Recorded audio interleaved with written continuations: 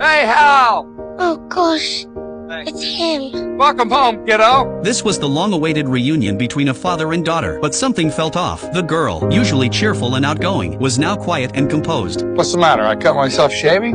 No, it's just seeing you for the first time. The father noticed her hesitation, but didn't think much of it. What he didn't know was this wasn't the daughter he had raised. It was her twin sister, someone he had never met. Just a few weeks earlier, Annie had been a polished, graceful girl. She arrived at summer camp in a chauffeured car, but on her first day, she came face to face with a girl who looked exactly like her Hallie. Both were stunned. Hallie seemed more laid back. Her trendy clothes and colorful nail polish were a sharp contrast to Annie's refined style. They started talking. Not only did they look identical, they shared the same birthday. They even liked and disliked the same things. Then the conversation turned to family. Annie had never known her father. Hallie had grown up without her mother. The more they talked, the more it made sense. They pulled out old photos, and suddenly, it all clicked. They were twins, separated at birth. Their parents had divorced shortly after they were born. Annie moved to London with her mother. Hallie stayed in California with their father. Raised in different worlds, Annie became poised and elegant under her mother's care. Hallie, raised by her dad, was lively and bold, curious about each other's lives. They told each other everything. Then came a surprise: neither parent had remarried. That gave them a bold idea. They would switch places and live each other's life. Even if the truth came out, maybe, just maybe, it could bring their parents back together. The next day, they started training. Hallie taught Annie all about the people in her California home. Annie taught Hallie the unique way her family greeted each other. They even gave each other makeovers. After that, it was nearly impossible to tell them apart. From that moment on, they became each other. When camp ended, Hallie flew to London to meet her mom. Annie boarded a plane to California to find her dad. On the flight, Hallie's heart was racing. Would her mom accept her? Would she even like her? Soon the plane landed. The family's butler was there to pick her up. He immediately noticed her short hair, but Hallie smoothly said she just wanted a new style. Then she used Annie's signature handshake. It worked. He didn't suspect a thing. It was Hallie's first time in London. She was fascinated by everything. The city's charm had her instantly hooked. Then she arrived at her mother's home. It was the moment she had dreamed of for 11 years, but now that it was real, she didn't know what to say. Inside the house, Hallie gently touched her mom's belongings. Everything was elegant and full of style. That's when she realized her mom was now a famous wedding dress designer. Watching her work, Hallie was amazed. She was graceful, smart, and completely focused, but Hallie hadn't forgotten her goal. While shopping together, she casually asked, "What kind of dress did you wear when you married Dad?" Her mom, Elizabeth, said there was no wedding dress. She and Nick had met on a cruise from New York to London. Neither of them liked flying. They fell in love at sea. Even after all these years, Elizabeth's voice softened when she talked about him. You could tell she didn't hate him. Meanwhile, halfway around the world, Annie had landed in California. She was finally face to face with her dad. Nick was a loud, carefree man. He noticed right away that his bubbly daughter was acting oddly calm. Compared to Hallie's flawless acting, Annie wasn't as smooth. Her formal British accent gave her away. Nick was puzzled but touched. He had never seen this gentle side of his daughter. Something about it warmed his heart. As they